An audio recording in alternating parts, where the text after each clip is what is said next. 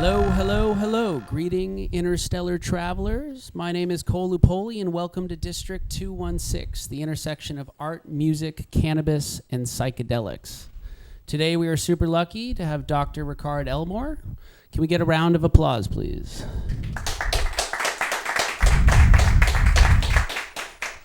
So would you mind telling us just briefly about yourself? I know you're an interventionist, a psychedelic interventionist, a transformational recovery coach, amongst other things. Yeah, thanks. Good evening, everybody. My name is Dr. Rickard Elmore. I am a transformational interventionist. I started working with people about 25 years ago around an addiction and mental health scope, looking how to help people behaviorally move into a place of self-sufficiency outside of the addiction model that's presented through the 12-step perspective. And in 2005, through my studies in systemic systems, I developed a model of intervention that's built through the Bateson model, a double bind theory that looks at people in schizophrenia of how they come to a point to get to that condition. And the basic thing was I couldn't say yes to two people. And if I'm a sensitive human being that's fragile and I'm pure and true, I'll break before I give up my parents. Before each one of them wants me to say yes, I can't say no to either one of them. I take the hit and I break. And so when you pull that out of the storm and you get into, it's just a mellow flow, you get maybe depression or anxiety or overwhelm. And so I looked at that model and said, not everybody is as sick as all these people want you to be. You might just be overwhelmed today. And sometimes just in a conversations, can we get you out of that state and into a place that you might be reasoning better of how to make good decisions? And that's the intervention model. It's from the problem to the solution. We're not identifying you, giving you a condition. We don't even need you to have a term in order for us to help you. We can help you out of that stage or that state. We don't need to give you a condition in order to help you out. And so that's the basic intervention model. Great. And so would you mind just talking about how did you get involved in this line of work This to line of start work. off? Yeah, I at a very young age had a structure where my parents themselves were out of sequence, and it caused me to need to get support by other people. So starting about 11 years old, I was already seeing therapists. We had to access something outside of my system, because inside of my system, behavior was all the way out of control to where the people around didn't know what to do. And so I'm pretty intelligent, and so I took advantage of that right away. Immediately did I understand what was going on. These people could never imagine the pain, and they're trying to resolve it with no tools. I was thinking that at 10, and because of the environments. And what really dug in, though, was I really got brought up in a very strong spiritual support system from within the family that comes from a religious context. And so as a child, I went to a religious school, but my family taught me spirituality that went along with the religion. And in fourth grade, it was so complex that I got restricted from school because I too busy debating that you're telling me these words say one thing and I'm interpreting them differently. And that was my first journey of realizing that I'm not like everybody else. I'm not like everybody else, and my life's not going to be like everybody else from this structure. And from the 11 until about 22, there was this big space of time that I probably did all of the things that I never imagined I would do. And I used to use these stories when I was younger to motivate people. But I don't share the stories much anymore because they're so painful and they're so tragic and there's so much suffering. And I'd rather pass on what we learned. because you can find your own suffering. It's right outside. You can get you some anytime you want. But it really drove me to find a path in recovery. Myself, I identify as being in recovery. I identify as being in psychedelic recovery, specifically, since 7/15 of 2005. I had an experience of, after 9 years of abstinence-based recovery, I had a regression. And I had a psychological breakdown because of the way I languaged myself for the prior 9 years, we found out. I said for 9 years I used mantras as part of community, 12-step community, to get myself in a position to make a commitment so I wouldn't fail. And, like I tell people, I also went to a religious school where they hit you with the paddle too. Okay, we're evolving. We're not in those frames of time anymore. So I really appreciate all of the 12-step experience and how much it's probably one of the best communities. It gets amiss in the language because we've evolved and it as a structure hasn't. But the community and the people itself is probably one of the best recovery communities in the world. Even though they're amiss on entheogens, the people are still good in there. And so no one's been able to recreate the community, and it's not right fit for a lot of people that are being pushed there. So, there's a lot of work to do. And likewise, so when did you actually start working with clients or helping people? I know the NA, you're helping people all the time. You're taking on sponsees, you're showing up to meetings, you're encouraging each other. When was it that you actually started working with individuals on a personal basis? Well, I don't sponsor people. No, in the past. Oh, in the past. In AANA. Right away did I start working in recovery. Right away when I went to a sober living because I was so behaviorally out of control. No one knew what to do, but they said to go to this sober living. And so I was like, whatever, just tell me what to do. And right away, all they said is you had to do these things and you could have a good life. So I was like, fine. I had already so many things lined up that weren't going well that this was going to be like, okay, what other kind of fruit juice do you got? I don't care, And right away, do you help people? Because that's the way you help yourself, is you help the other people. When you're down, you help other people. Well, I might not be as qualified as the next, but we're both a little broke down. You're just one notch up, and I'm looking up to the next notch up. This is how beginning of these kind of space. But that sort of process evolved into I needed more education. I didn't have enough content. Everybody was being called an alcoholic. Everybody got brought through the door. Didn't matter if you were schizophrenic or alcoholic. You were all alcoholic. Everybody, the whole thing.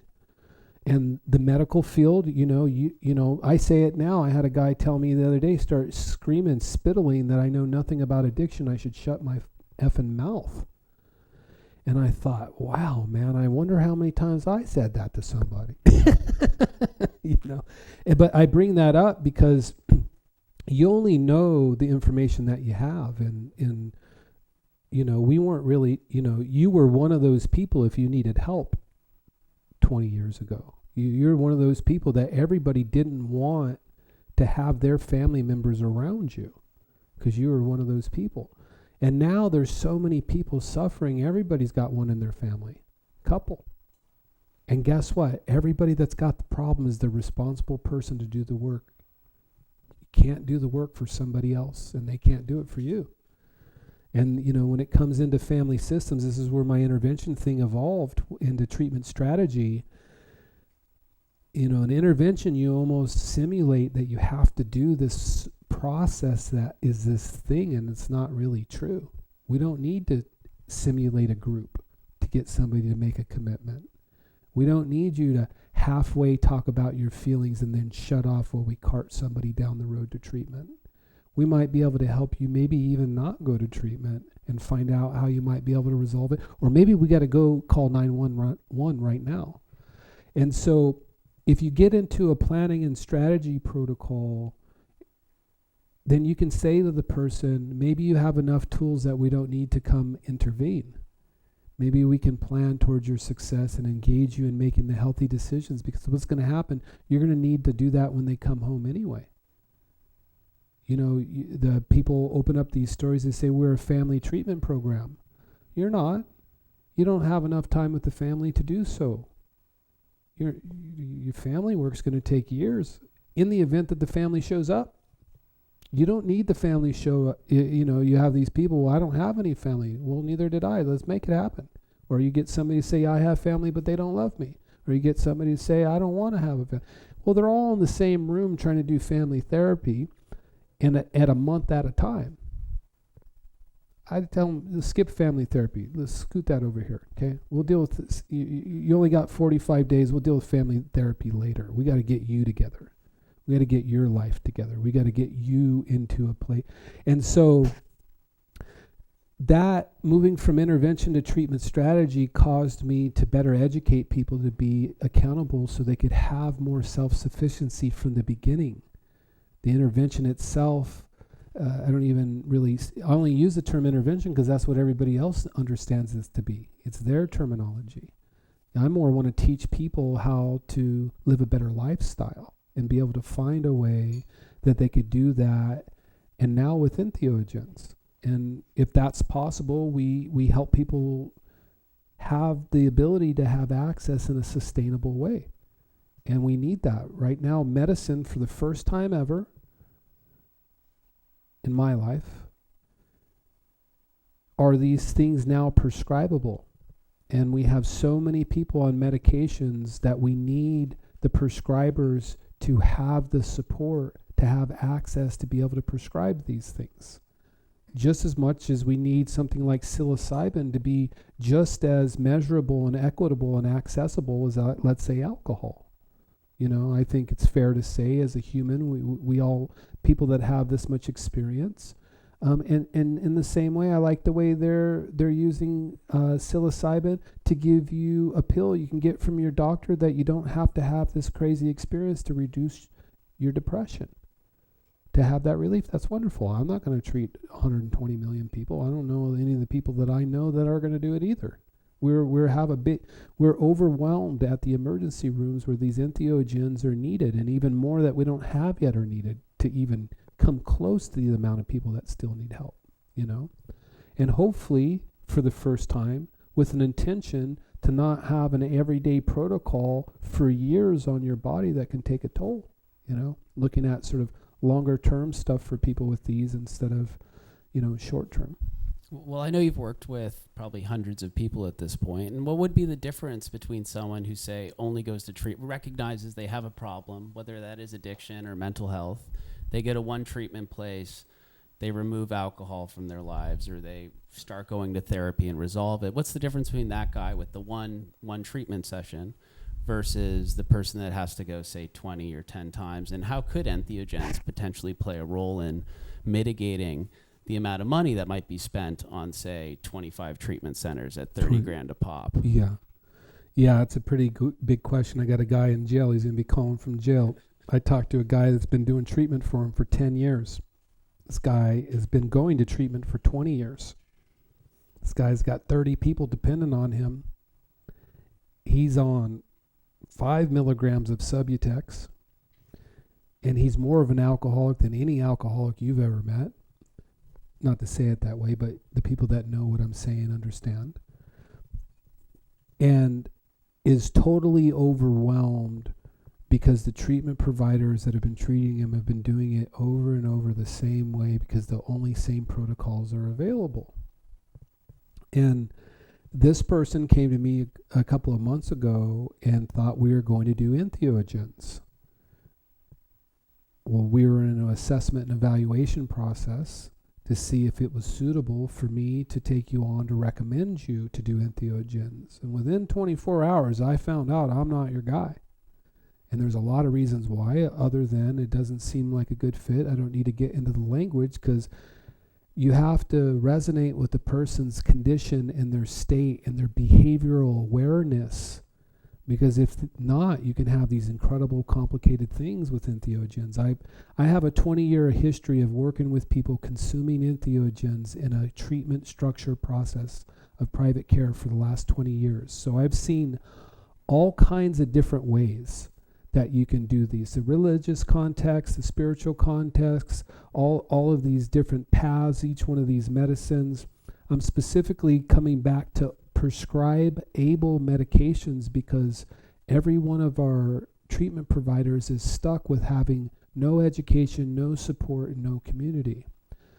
Versus some of my colleagues are going further into decriminalization, having safe access, moving into that. I'm moving more back into helping treatment providers have access, assess, evaluate, and recommend, and follow through.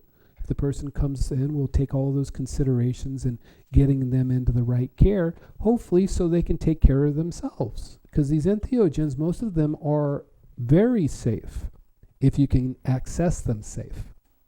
They're not, your brain is not on drugs, I found out. Well, it is, but it's not burning up as there's no accountability for this imagery that I hear that crackle of that pan with those eggs in it. I was told my whole life, look at you, so I'm pretty interested in having this to be access for somebody that might be coming in with an emotional condition or emotional state and not giving them a term diagnosis. Maybe they could have access to some of these medicines that can wake up their ability to see what's going on. Is what I'm hoping for, So in keeping with that, I mean, there's the familiar line, once an addict, always an addict. Do you think that entheogens have the ability to potentially transform someone's cognition or perception such that, or heal trauma that has led them towards being an addict, or at least conceiving of themselves as one? And so what role between entheogens and terminal addiction?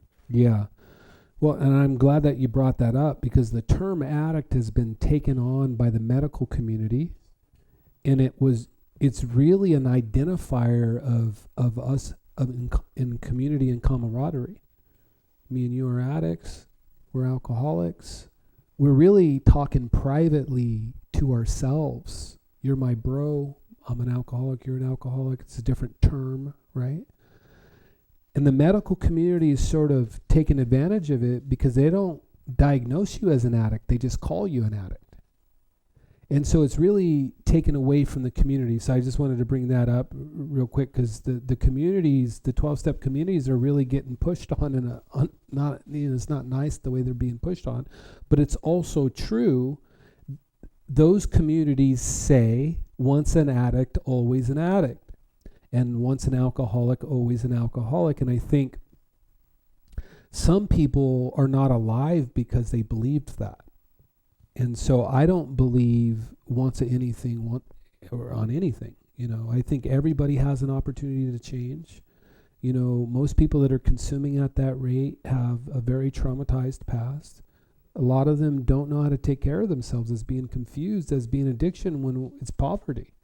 A lot of people are consuming to a point that's, you're calling it addiction, but it's not. It's really poverty. People not being able to care for themselves. They're giving up hope. They're not having the resources. They're not having the community. And, like they say, it takes a tribe.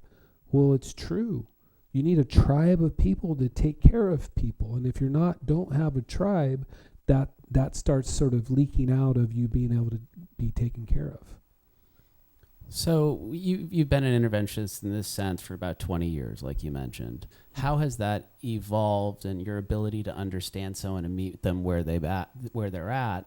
Has your repertoire of substances that you think are applicable? How do you identify someone and choose a particular treatment strategy for that person? Say they come to you and they're depressed or they're anxious and it seems like they're drinking a lot, or they have borderline personality or on a host of SSRIs. What would be the various scenarios, and how would you go about creating a treatment strategy for somebody? And, I think I just come to everybody individual. We just, for instance, if you have somebody that's on 5 or more medications or 3 or more medications, you got to remember the cognition of this person is not structurally in order. So to get into some deep conversation about some sort of commitment might not be the right frame. When you get into those higher states, somebody that doesn't talk a lot, you may need to give an extra 3 minutes for them to give the answer, because they're always being shut off from the ability to share. So sometimes a couple of sessions later do they finally open up, because they need that opening. And I think the assessment just comes with experience. Like a lot of the times I go to the emergency room or I go into the jail or I get everybody's calling. You'll have 3 or 4 people all in an emergency. Then it comes to the person. I'm talking to the person. They don't know me. I don't know them. And we're kind of giggling a little bit. Because that's my goal is to get to the solution, right? We all know I don't know what's going on. I just got here. What's going on? And I bring the idea that we're all people, and if somebody's past the point that I think I could resolve the problem, then you just get to the next step. Sometimes it's call 911. Sometimes it's to thank them for the opportunity. Sometimes you have to leave in order for them to ask you to come back. Some people are so stringent about what they want or don't want. And so I think each one of those assessments comes along with whatever the situation is.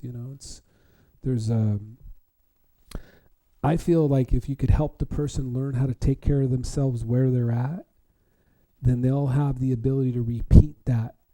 And if you can give them that opportunity from the beginning, give them some choices they can say yes to that are choices, you immediately get them into a position where they're making decisions that work for them instead of telling them what to do when you actually don't know who they are. But what would that look like, say? What would be something that people could say yes to out the gate? Well, let's just say I'm called in on the intervention. We know this person's consuming a lot. They're the one in control. They're the ones with the resources. They're the ones that's paying for it. And everybody that wants them to get help is the people that are dependent on them to keep going. In a situation like that, you got to find the thread of what the person wants to say yes to. And that could be the guy I'm going to talk to in jail. He couldn't say yes. He had to end up in jail before. And now I'm not even sure he even is interested in not drinking again. He's interested in getting his business back in order. And he's interested in getting all of these responsibilities that he's not able to handle because everybody's desperately needing him to take care of them. And so I'm in the structure trying to get them to back off, and they're all now starting to get mad because they all need him to come back. So it sounds like one of the most challenging positions you could be in is wealthy and providing for everyone, and you have a problem, then again, everyone relies upon you. That's right, yeah.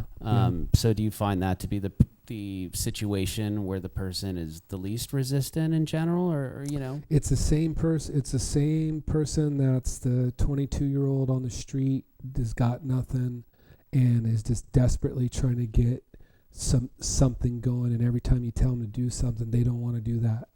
It's the same issue. And and that brings up a good question too. Tough love, and some families, I'm sure we've talked about this in the past. Yeah. Some families say, "Well, look, we're going to cut the kid off, and if he ends up homeless, then so be it." Mm-hmm. And that's a major decision, right? And I'm sure you consult with families as to what's the right thing to do. Yeah. What is your opinion on the right way to address a situation like that, where the family's either fed up or tough love, that kind of thing? Yeah. Right.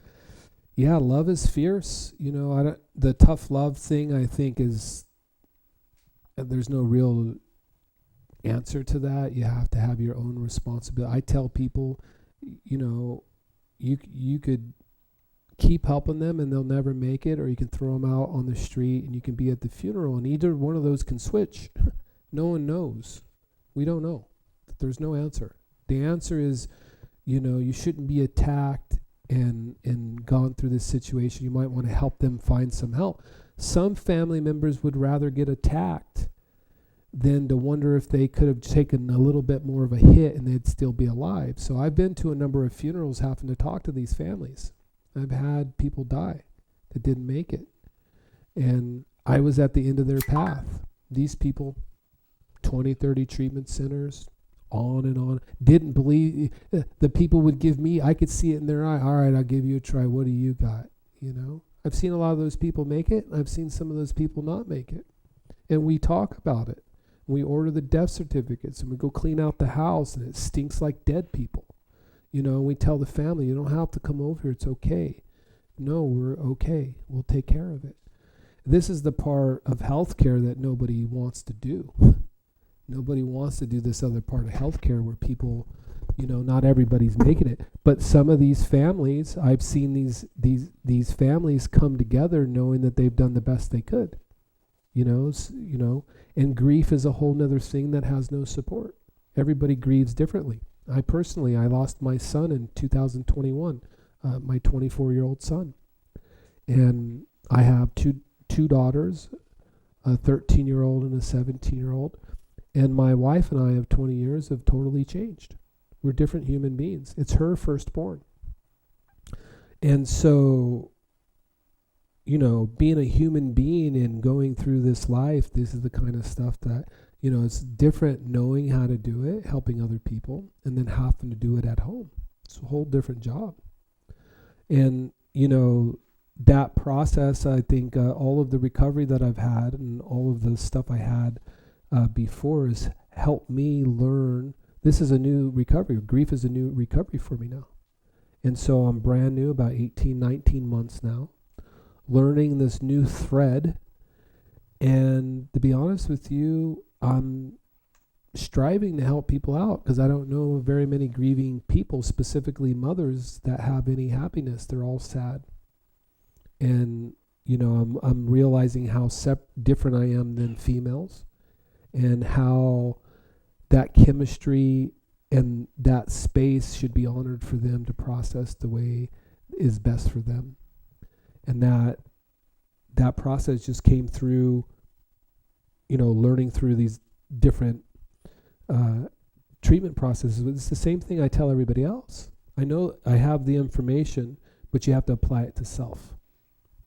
Well, do you think that helps you be a better facilitator, a better interventionist, a better coach, having kind of traversed the hell realms? Trying to go through that. Yeah, I think, no one wants to go through that kind of work, but it's true. It does help you be more resilient, because if you look at humanity and you look at how life works, everybody's going to pass on, and if you look at, that's a part, for me, the mourning part of it, the going through not having a loved one, is just something that there's very few people you can have a conversation with about. And then, are these people even happy? And it's some sort of thread. I don't know what it is, but it's caused me to look into further, because my love for you is pure. So I want you to feel that when I'm not here. I don't want you to suffer like that. And so I try to emulate that myself with some idealism, because I don't want to suffer on the other side. It's a little selfish. But because I got taught with the Native Americans, they said suffer while you can, and so they have these ceremonies that you do, these processes, and you honor their ways, and so I've had access to those communities. They have these different medicines, and they walk these different paths, and I'm not walking the red road, but the red road with the Native Americans do. I know a lot of people and have gone over there and supported, and a lot of other traditions, medicine traditions, that I've been able to do that. I think all of that comes with me. All of that comes with me. I think it's, all of this has strengthened me in a way I don't know why. I guess God believes in me and somehow, but I got a little more resilience out of the experience for sure. Well, there's that Native American line. I think it says the work you're doing now is for 7 generations behind you and 7 generations ahead of you. 7 generations behind. I think about my own parents' divorce. In a sense, it was very sad, but I was also very grateful to see what it's like to be and see, my parents separate and the sadness that came with it. And when I hang out with people that have divorced parents, we have a certain commonality and a certain bond. Would you say the same about, the 7 generations before and the 7 generations afterwards? If you process the things that you've encountered, maybe for what happened, in your past family or your grandparents or whatever, are you able to translate that into the next generation? And is that an obligation most people should face in handling their problems? Yeah, in that aspect, I mean, a part of the ceremonies that I've been through, there's a process of the ceremony that does this 7 generations thing. But the idea around it is that some of this stuff is passed down. And if you don't want to pass it down, you have to clear it out. If I have a belief system that when you say this, I react like that, I either repeat that or I change that. And then I'm the person that passes this down. Because if you look at family systems, nobody, unless you really implore it, nobody really knows the grandparents when the person is 45, let's say. The person might know the grandparent, but nobody else knows. So this person ends up from their 45 to 50 to 60, from their 40s up, they end up getting more and more isolated from the people that they have. My experience is each person has their own responsibility to educate. And so whatever you're educating is what you're passing down. And so people that are having huge mental health problems or behavioral or physical problems, until they resolve that, it's most likely going to get passed down. And so each person learns these behaviors, but that's how all humanity works. It's normal humanity. All people learn what they're taught. You can take somebody from a very traumatized environment and take them out of that environment and try to teach them out of it, but at some point that vibrancy of violence is going to come back to their memory. They're going to experience this again. It's because we have this complex memory system that's inhabited in our being. So like, we now have, I wish I could do this with this guy that's coming out, or we can get somebody on the team, but this guy's in jail. He's desperate. He's scared. He absolutely wants to have help. You could bring him right out, take him through a process, and intently get to that depth he's been trying for 20 years to resolve. I think we're closer to science to be able to do real significant shifts in people that are suffering that bad. They deserve to have something different, and in that context, I think we're moving towards people being able to live better lives without having to suffer so bad. So awareness of a problem is really important, because if you're not aware of the impact you're having on the people around you or the way that you're coming off, you'll probably continue in those similar patterns. It reminds me, Timothy Leary did work, I believe, with prisoners and giving them psychedelics so they could go through the crimes they committed and go, oh my gosh, right, I robbed and stole from an old woman and ended up killing her for $25. And I think under the influence of, say, LSD, the implications of your actions are magnified, and you're able to see that from potentially the lens of the woman whose life you took, or the family who no longer has a mother. Mm-hmm. How does one gain awareness? Because you've worked with a lot of people. Yeah. When I say gain awareness, when does it click? And can you see when it clicks? And, one more thing in that, how long does it really take working intensely with someone? When you start working, do you say, hey, look, this might be a 6-month thing. This might be a 12-month thing. As opposed to, hey, go do a 30-day program. I'm sure you'll be fine. Then go to the rooms every day for a year. I tell people plan for 3 to 5 years. Right now, I'm planning for 2055. So I've got a focal point there. Looking at my reality is I'll be 80 years old in 2055. So I'm looking at other 80-year-olds right now and seeing how they're living. I'm looking at bioregenesis and people that are using technologies to allow them to be healthier and in a better space. Well, so how do you make it click, though, with an individual? If you're working with them, how do you help them get it and become aware that this is something that they have to focus on? If they so choose, of course. Yeah, if they so choose. I mean, I think you can get people to get it right away. Most people... I've had instances where I can take somebody that is totally psychotic but tell you when they're not psychotic anymore, and everybody around them, because they're talking in the same tone, in the same pitch, are still scared as if they're psychotic.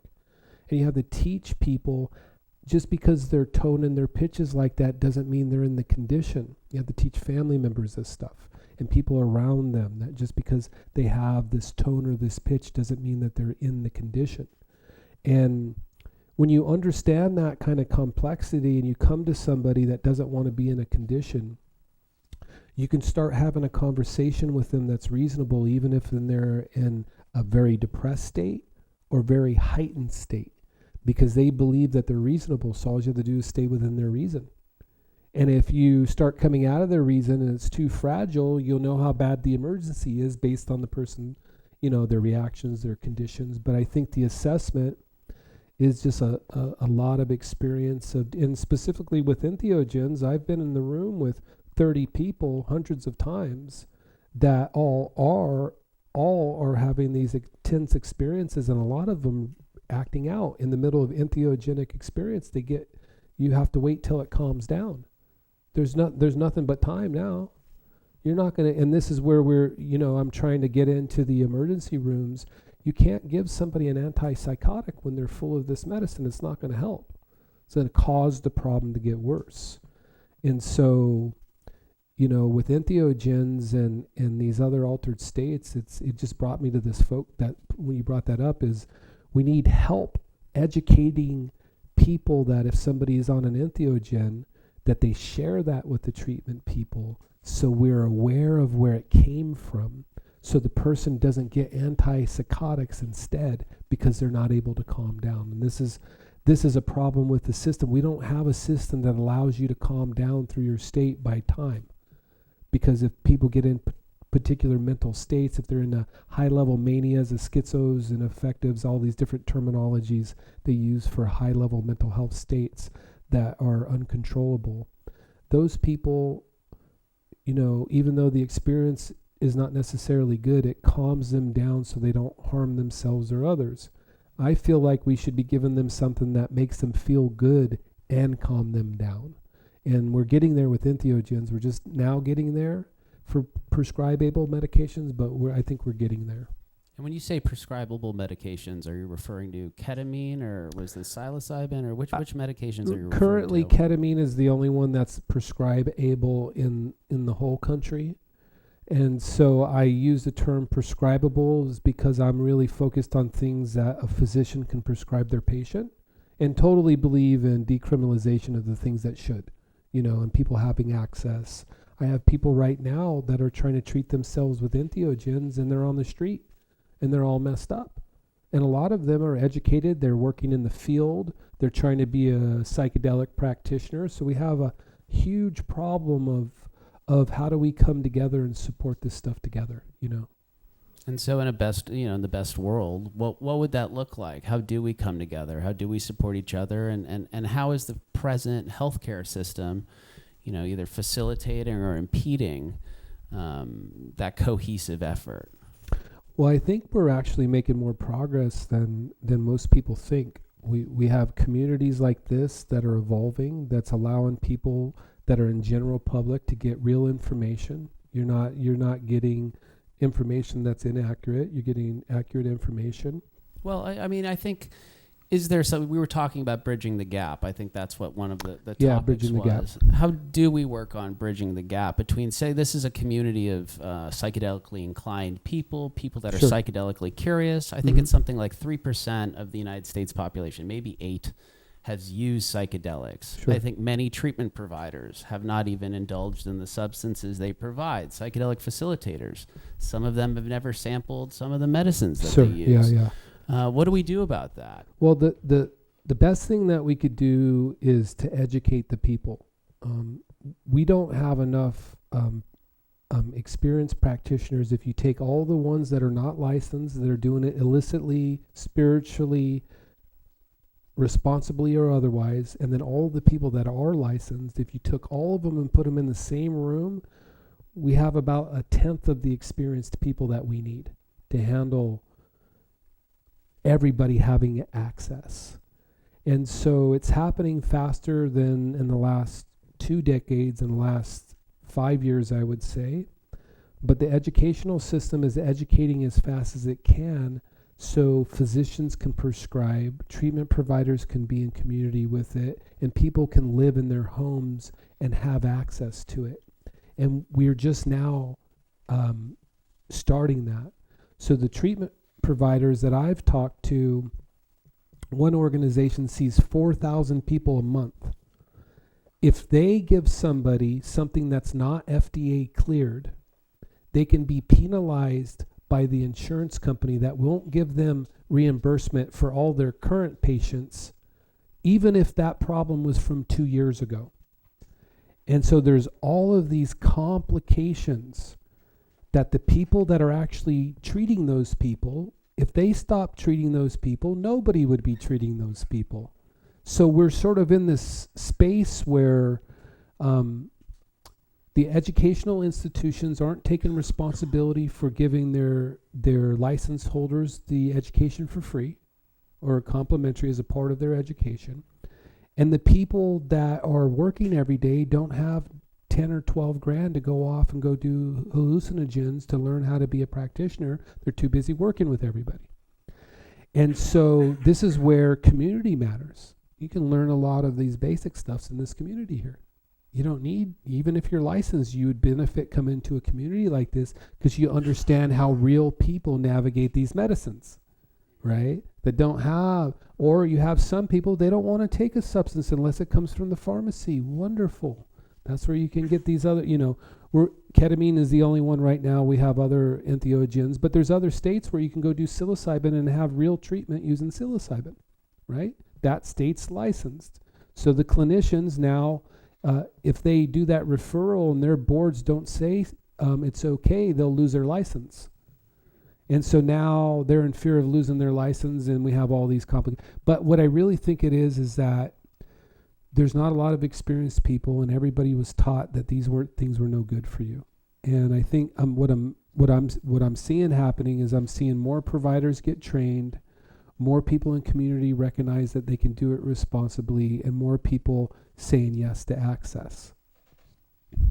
So something, kind of touching on something we mentioned slightly earlier, but I know you're involved in the psychedelic, the psychedelic recovery scene? What's the actual name of the group that I think you're involved in Orange County?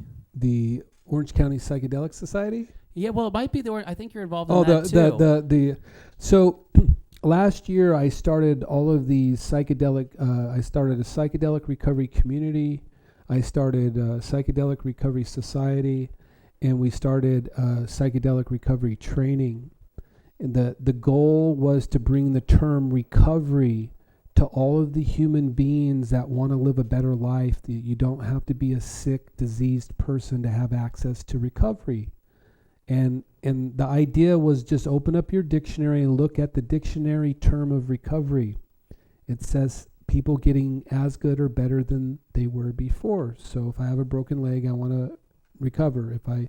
And so to bring the recovery terms out of this addiction field so all of humanity can be a part of a recovery, because that's what we desperately need. Is the planet needs recovery, right? We need to recover from what we've gone through. And so, yeah, is that what you mean? Right. And so I know there's a group online based out of Colorado. Mm-hmm. It's kind of just beginning, right? I mean, about 10 years ago, was there psychedelic recovery in this sense? That was actually, there was. Yeah. And so what has the evolution been of that? And where do you see it going? Frankly? Yeah, where I see, well, the term recovery has really historically been sort of segregated into the 12-step communities. And so just the term itself is coming out of those 12-step communities. So people having access to entheogens as a part of their recovery processes is something that's been going on for people for generations. We know plenty of people that were addicted that have been using entheogens. They don't identify with being in recovery because they don't identify with being a diseased for life person. And so they don't use the language. So the term recovery is just, I'm sort of helping it out in the same way the term enable. I'm almost done with my book, Enable Your Life and Your Loved Ones Too.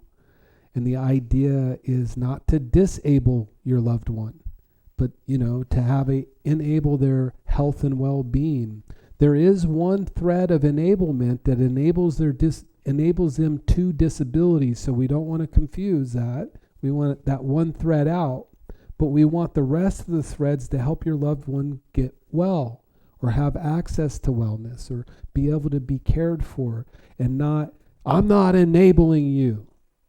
That's confusing, right? You're not going to help me, but you want to help me by not helping me. And when you're a person that has a mental health condition or a disease, you don't need confusing things like that shot at you. You need something simple, all right? What are you doing for me? Are you lying to me?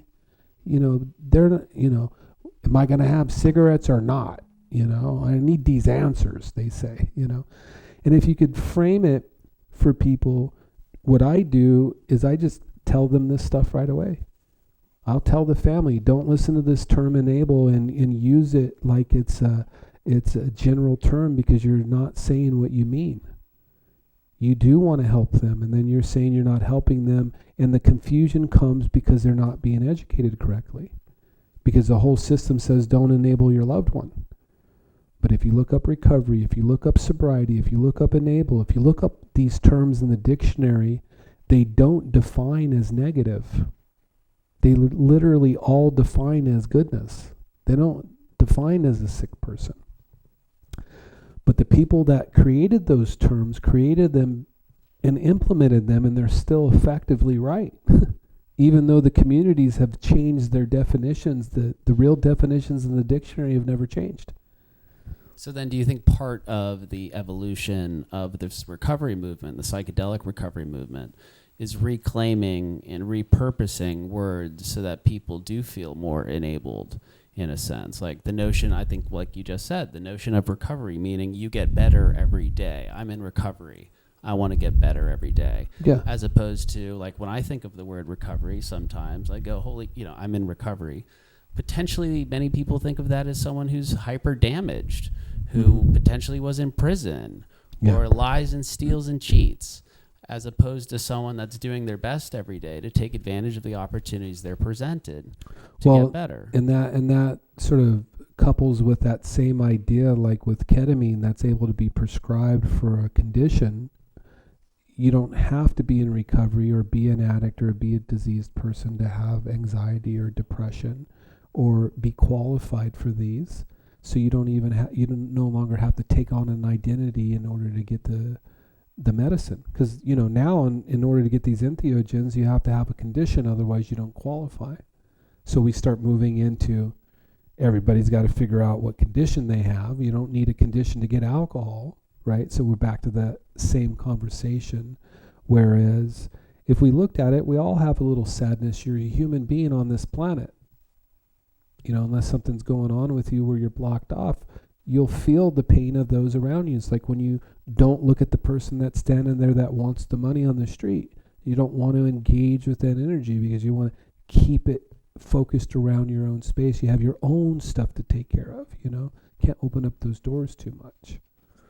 So if someone was, say, struggling with a terrible heroin problem or a terrible meth, a serious hardcore drug problem, I'm not asking for you to give a recommendation per se, but would you say, hey, for like maybe a day, instead of slamming dope, take like 10 grams of mushrooms with a great intention at Joshua Tree? I mean, would you advocate for someone in a sense? Not advocate, but what would be your thoughts on that? Because I've read that online that, hey, a big macro dose could really change your perspective. It could wake that up.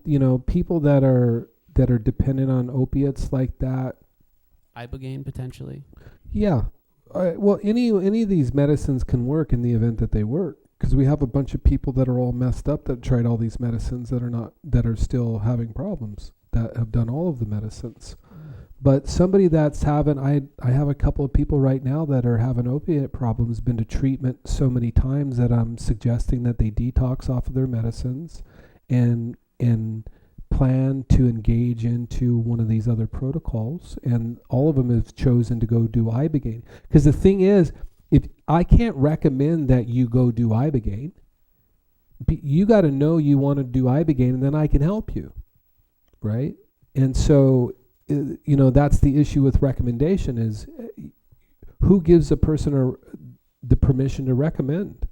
And so, yeah, it's a pretty interesting thing, because the clinicians can't recommend their patient to go do ibogaine because it's not FDA cleared or approved.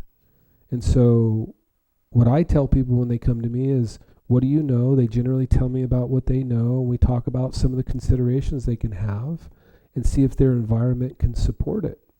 And to me, if you've been to treatment 3 or more times and you got an opiate problem and you can have access to try some of these other treatment protocols and have access to integration, if it was me, I would absolutely want you to give me the choice. Please don't make me go through those other ways again. That's just my preference. I would like to have a fair choice, specifically if we have science. And even if the FDA isn't clearing it, we can't have science in other parts of the world and us just standing here letting me suffer in this deep addiction and you won't give me a choice.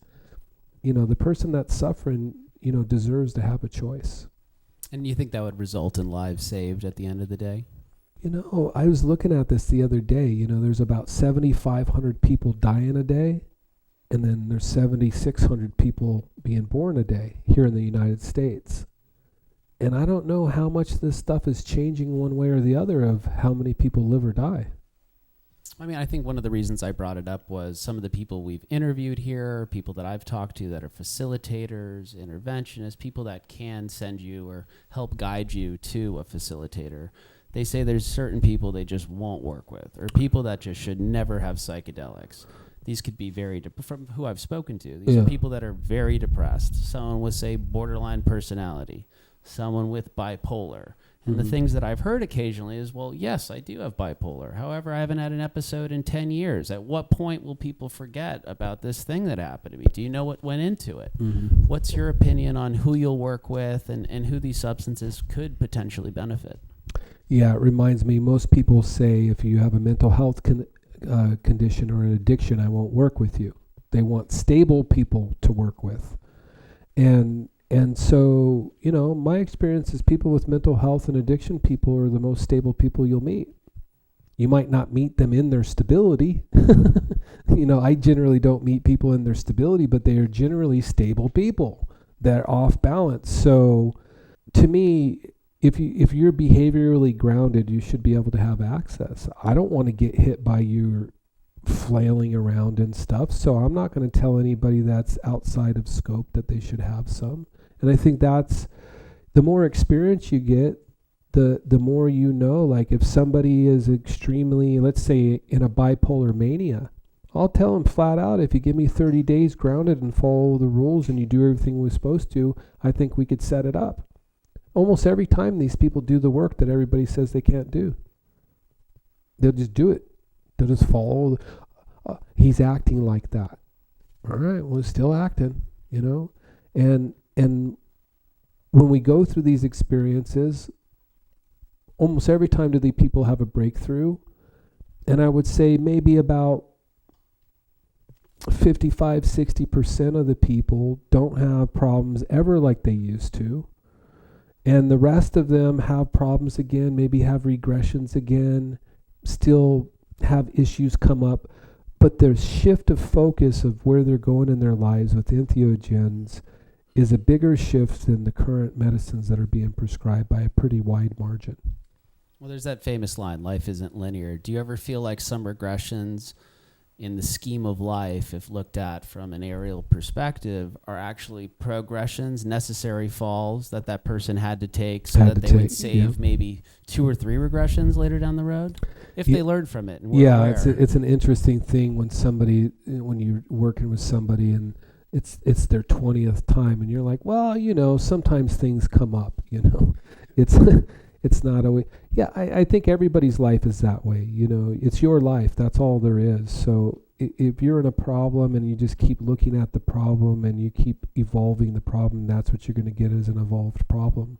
But if you're curious enough to be open to the solution and be curious enough to not be correct about what you think is right, it's so much easier to get through these problems. And you can say that to somebody right in the middle of a conversation, and it just makes sense, and they're able to say yes to that on their own. You don't have to direct what they say or don't say. You just give them the ability. Do you want to stay curious to the problem, or do you want to stay curious to the solution? And what I like to say is, I want you to be the cause of the solution. And they keep telling you that you're the cause of the problem. And so if we can cause things so bad, let's cause the solution to happen. And that kind of framing gets people into a yes better, because all I'm saying is the same thing these other people are saying, except they're saying, you got to listen and you got to accept. It's really saying the same structure, but saying it in a more respectable way to somebody that's suffering. Give them something that can drive them towards a goal instead of pull them away from a problem. So am I hearing you say potentially with the right verbiage, the right approach, the right level of empathy, and the right opportunities and options presented, most everybody could find help and find a solution? Oh, absolutely. Unless you're totally out of control, then it won't work.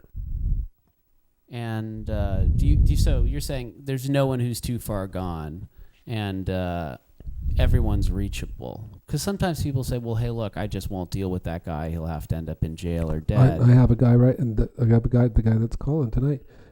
I talked to somebody who's been treating him for 20 years that said, he won't accept that he's an alcoholic. I'm talking to this guy that's been treating him for 10 years, blaming him. It's his fault. He won't accept he's an alcoholic. And I'm thinking, this guy is literally giving treatment and is just a 12-step member that's lying. See, he's following copy and paste protocols with the belief system that this guy is just an alcoholic, and they've been treating him for over a decade this way. That's how bad this guy's had it. And the reason why I say it that way is because Alcoholics Anonymous works well if you accept you're an alcoholic, but we don't know what that means or how that works. There's no real definition of what, okay, I'll accept it, but what is acceptance? And so for the people that don't fit that model, they often go back and suffer over and over again by the treatment providers that don't change the protocol, because there's only one protocol, abstinent for life. And that consideration is I think right now we're in the middle of it shifting now. Well, and would you say too, when someone does relapse, that notion of shame and guilt, because I was supposed to be abstinent, I was telling everybody I was abstinent, leads someone to go further down the rabbit hole as opposed to a potentially more open-minded, potentially psychedelic recovery, where it's not so much, you've crossed the line and you've done something wrong, you're irredeemable, and I'm also always going to be like this. Yeah. But hey, potentially I could go do a ceremony here or there and get back on track, or use one of these many options to further find myself and solidify my place. Yeah, so I mean, some people need to be abstinent. Not every, but there's a lot of people that would just like to what we call stay in the medicine. When you get on entheogens, it feels so good, you want more, And mainstream psychiatry is don't feel good when we give you your pill. And so this adjustment into feeling good, there's got to be some room for the person to feel safe, to feel good for a while. And people not, oh, you're just trying to feel good. Yeah, I am. Been trying to feel good the whole time. Most people that are suffering are trying to feel good. And so now when you're consuming things to feel good, we're dealing with this shift that if you take a pill and you feel good, you must be seeking. And so that's new for a community that thinks that you shouldn't consume anything and you shouldn't feel good when you do, because if you do, you're a drug addict. You're seeking. And so I don't think we need that language anymore to convince people of their need to be responsible, because that same language is not being used. You don't go to jail anymore for having a simple possession. You get let out. Even the law is given an understanding that people consume. And so we need more of that within the treatment field to accept some of these things a little bit differently. Right. And then lastly, the dual-edged sword, in a sense, of, you probably heard the word, I think it's bliss hunter, people that are perpetually chasing this, unity consciousness or exalted state or the merging with Godhead. Where do you think, for people out there listening, when do you know that you're actually engaging in that type of behavior versus having a good time or potentially doing good work? What would be the difference between those? So you basically... Bliss junkie was the word I was thinking bliss junkie. of. Yeah, where somebody's just... Well, what will happen, in my experience, within about 5 years, people that are a bliss junkie, which means they want to do entheogens all the time, they want to stay in that state, within about 5 years, they end up breaking down and really having a struggling problem.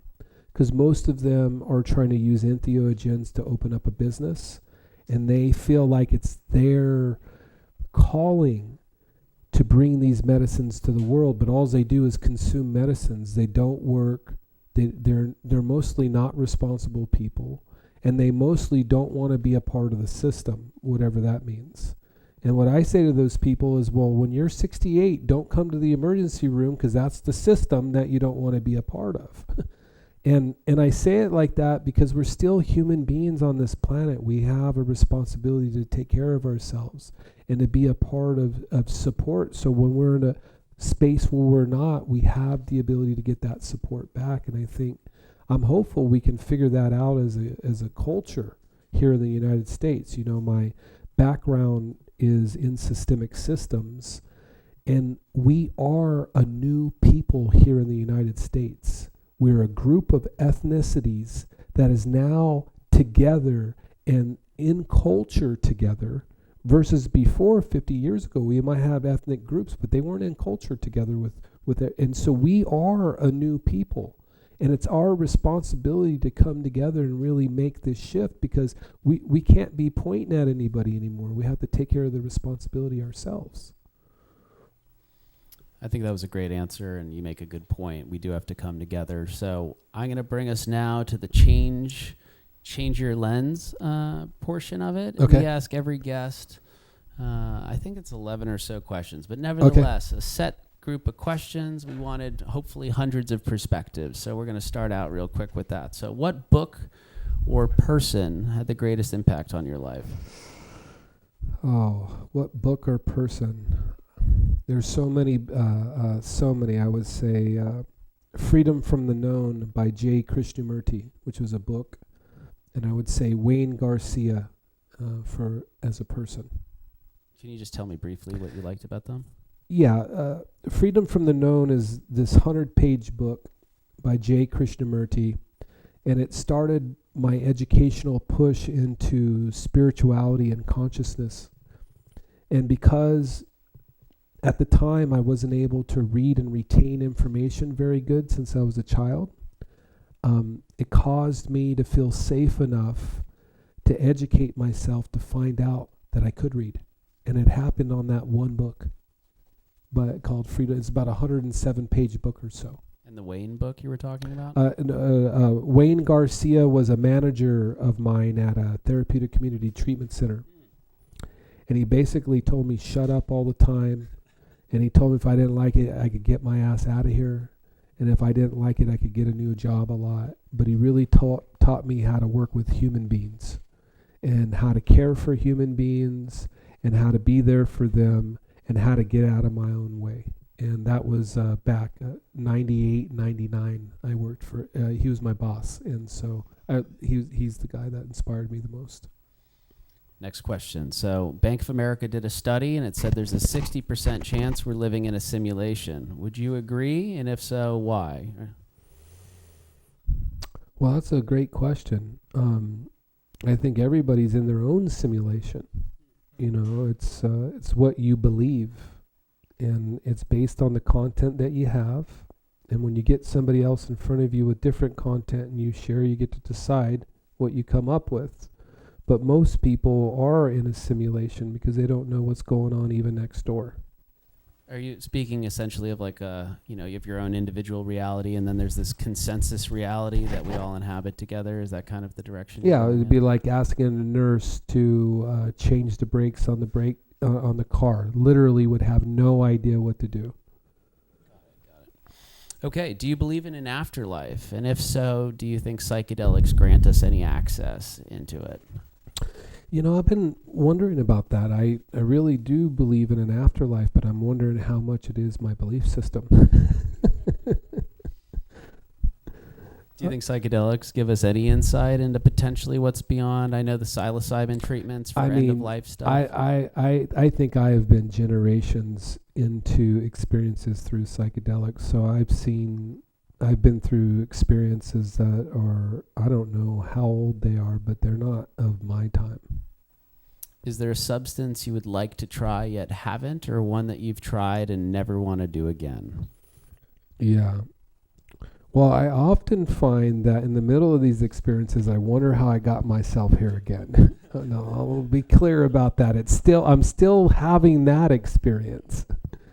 But ibogaine is something that I haven't done, and I'm sort of waiting for somebody that wants to go that doesn't want to go by themselves, so I can sort of tag along and find out. But it's supposed to be a very strong medicine, and I haven't done it, and I don't know that I necessarily want to, but maybe if the right circumstances, I would like to try it. Yeah. And is there a medicine that you're most interested in as far as potential? Any medicine that I'm into right now is probably the one I'd be talking about. and because I've had all of these experiences with medicine, each one of them I've had such a wonderful experience with, including having a horrible experience in finding the balance. This is too much, that's not enough, here I am. And I want to try more. I want to try more. What was one of your most impactful psychedelic experiences, and what made it so?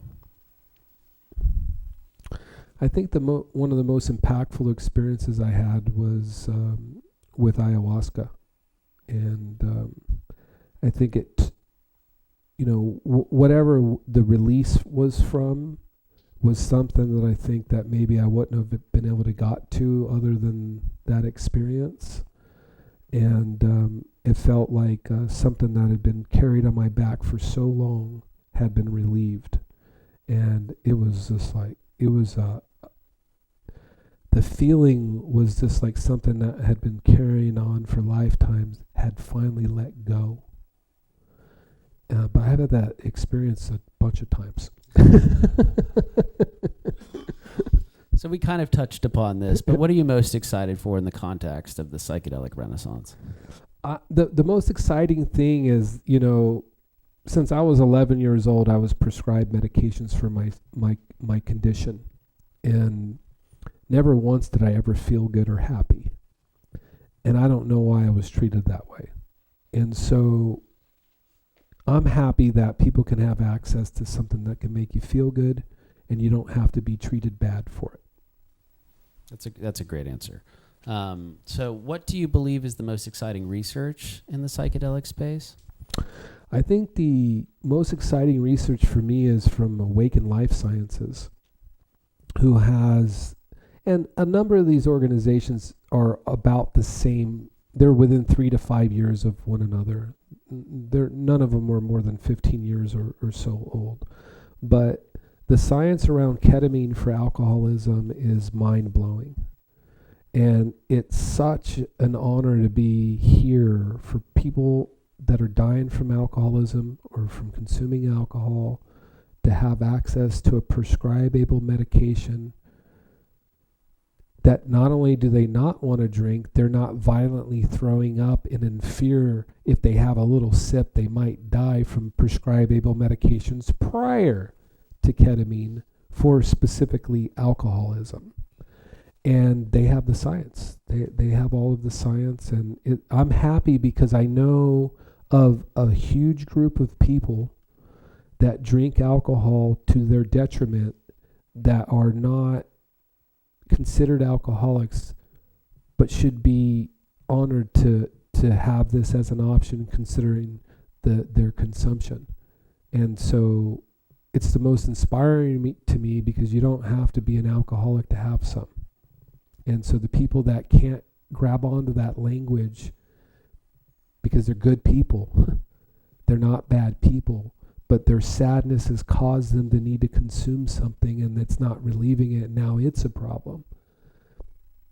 Helping somebody like that get help to maybe open up some of those doors with these entheogens, I think is a lot more valuable than bringing them in and convincing them they're a diseased alcoholic and if they ever drink again they're going to die and tell their whole family that. So that's like, and if you're abusing that, then maybe you should do breath work and stay abstinent.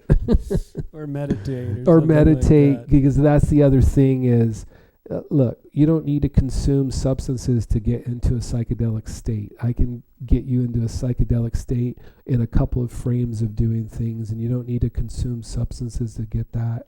And, I think that's the other thing that people can find with using these substances. I think I've done my best breath work in the middle of a ketamine session that was very high dose. You start breathing real quick.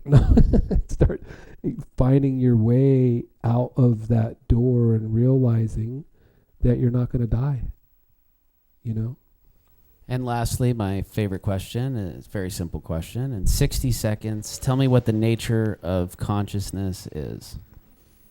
The nature of consciousness. You have 60 seconds, so be quick. Okay. I just think it's your own perspective. It's your own, the nature of it comes from you. And so if you don't have any, there's none. And each person's perspective on that is what allows that access to it. So I think the nature of consciousness is self. You got 30 more seconds, so I'm Yeah. going to add a corollary to that. Yeah. What is the substance or the essence of consciousness? That might be more like what I was getting at. Yeah, I don't, consciousness has been something I haven't really been so in tune in, because I thought I was in so much consciousness about a decade ago.